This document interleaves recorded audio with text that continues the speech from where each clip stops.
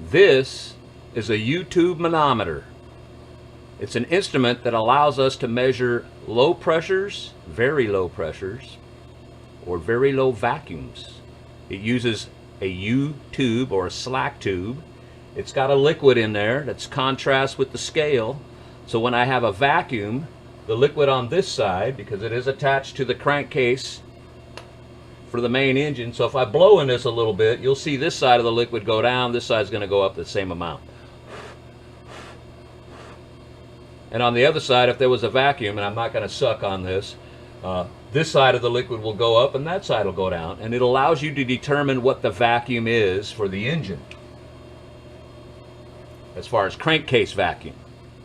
So the scale starts at 4 and stops at 4 with 0 in the middle.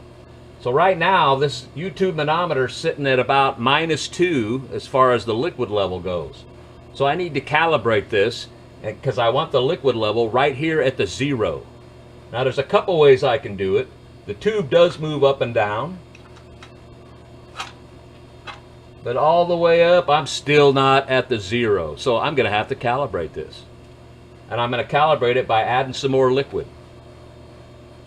Before I do, I'm going to lower the tube down as far as it'll go, because if I add, I'm going to raise it up as far as I can go. See? 50-50 chance of being right, 90% probability of being wrong. So I'm going to raise it up as far as I can go, and then I'm going to add some more liquid to it. That way if I overshoot the 0, I can lower it down and line it up to the 0, and I'm calibrated.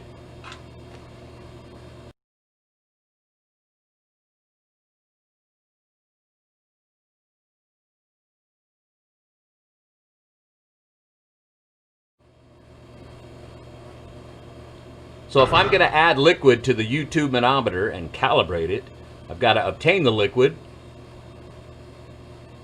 and add it to the U-tube. But you'll notice all this labeling on here. It tells me that if I'm going to use that liquid, I have to have a certain amount of PPE. It says gloves and glasses. Not this kind of glove.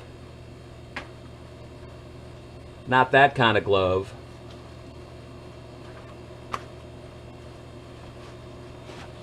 This kind of glove. This is a chemical resistant glove that I've washed and inspected ahead of time to make sure there's nothing on it and nothing can get in it. There's no cracks, no holes. Chemical resistant glove. Chemical resistant goggles. These ain't gonna cut it. These are safety glasses. They're not chemical resistant glasses. These are safety goggles that are chemical resistant. No holes or vents in the tops. No way of chemicals getting in your eye if properly worn.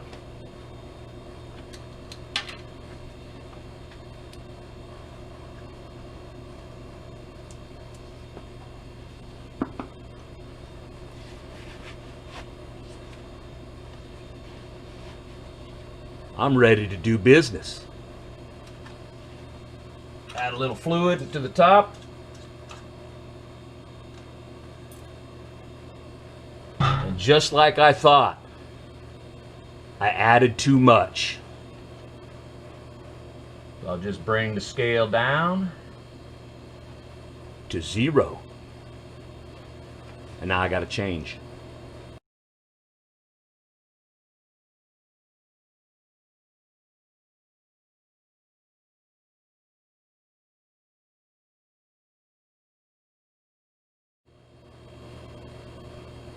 So I've stowed my PPE. I put my chemical resistant gloves away after I washed them and inspected them. Even though I didn't get anything on them, it's good engineering practice to clean that stuff up before you restow it.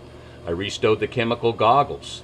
Each one of those items of PPE have a specific location in the engine room. That'll be covered in a different video.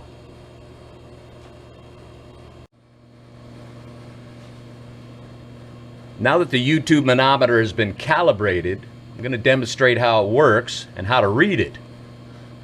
So the increments are in 1 inch, and there's 1/10 of an inch. So 1/10, 2, 3, 4, 5, all the way to 1 whole inch. So it's calibrated in inches of water using mercury. Now obviously we're not using mercury, we're using water. So the reading for this particular scenario would be 0 inches Hg. Hg is the periodic table reading for mercury. So under atmospheric pressure, 14.7 at sea level, there is no difference between this column of water and this column of water. This side is attached to the main engine's crankcase, so when the main engine is in operation, there is a slight vacuum present, and I'll simulate a slight vacuum like so. So when the engine's running, we'll have a slight vacuum. It's called crankcase vacuum. That's covered under a different subject.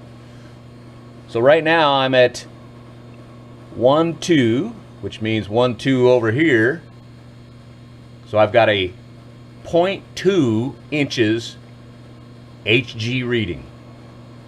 0.2 Hg.